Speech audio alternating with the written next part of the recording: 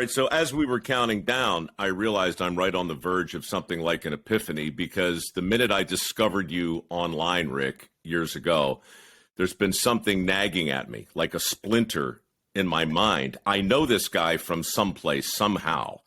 And you were just saying to Chuck that we've been to a wedding together?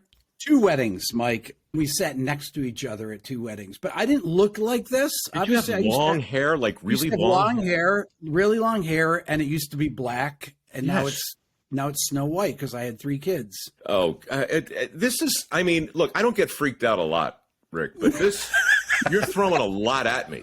I don't say this to many people. In fact, the only other person I've ever said this to was Anthony Bourdain.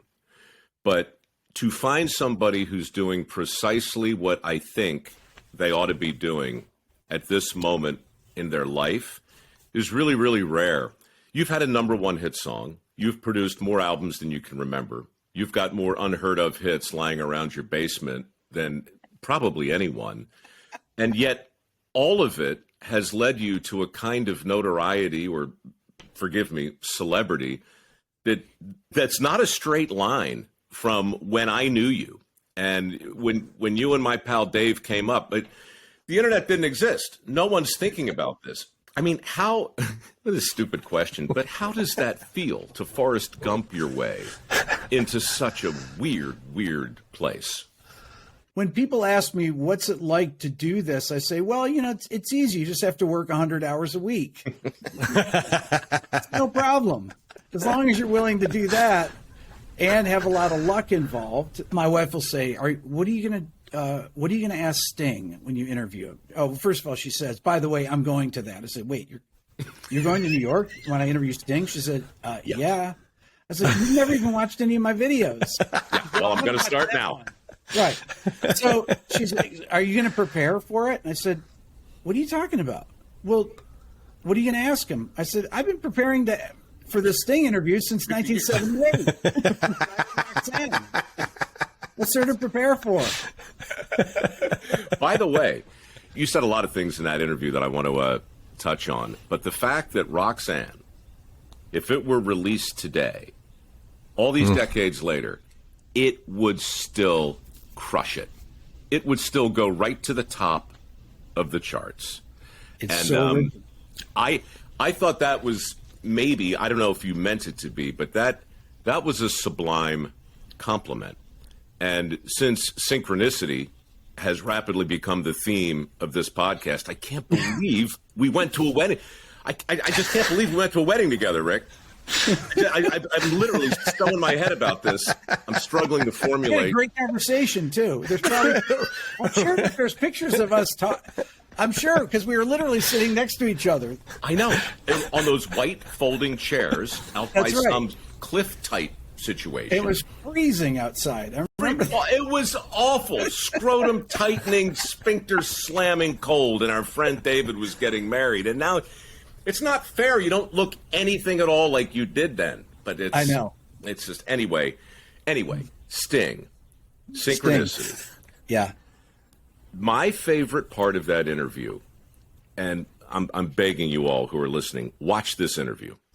No matter what you think about music, just watch it for the pure artistry of unpacking a uniquely gifted musical genius. But my favorite part of the interview, you keep asking him, like you always do, what's your process? How'd you do that? And he, in half a dozen really polite ways, just told you the same thing over and over. Right. I don't know. I take a walk and I come up with it. I walk in my garden, I look under a rock, and I find some lyrics, right? Right. And so, look, I think this is so interesting because Fred King was our music teacher. Chuck and I went through high school together, and we had a musician in our life who changed our lives.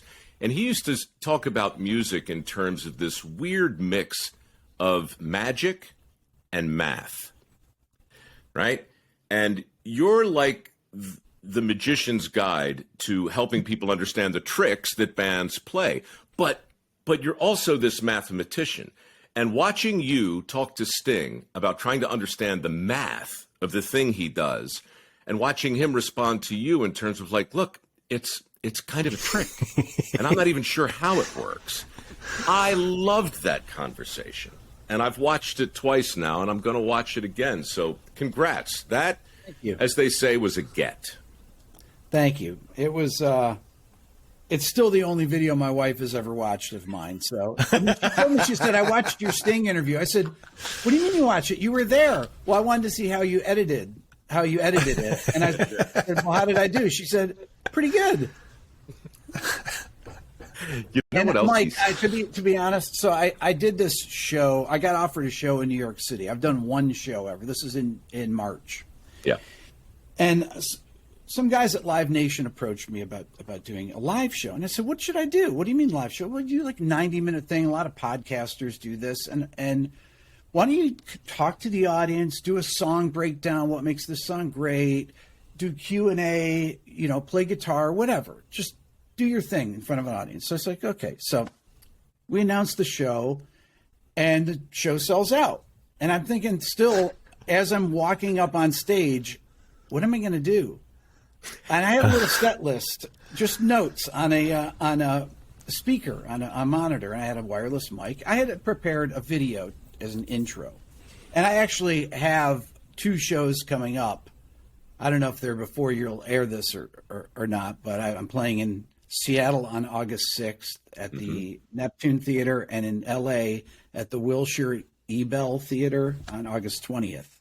So I go up there and I talk in front of this audience. Well, when I told my wife I was going to do this, I said, so you're going to come to this? And she said, is Sting going to be there? I said, no. And, well, why would I come? And I was like, well, what? That's the bar? That Yeah. Well, that's it. Nobody to blame but yourself, Rick. You set it pretty high.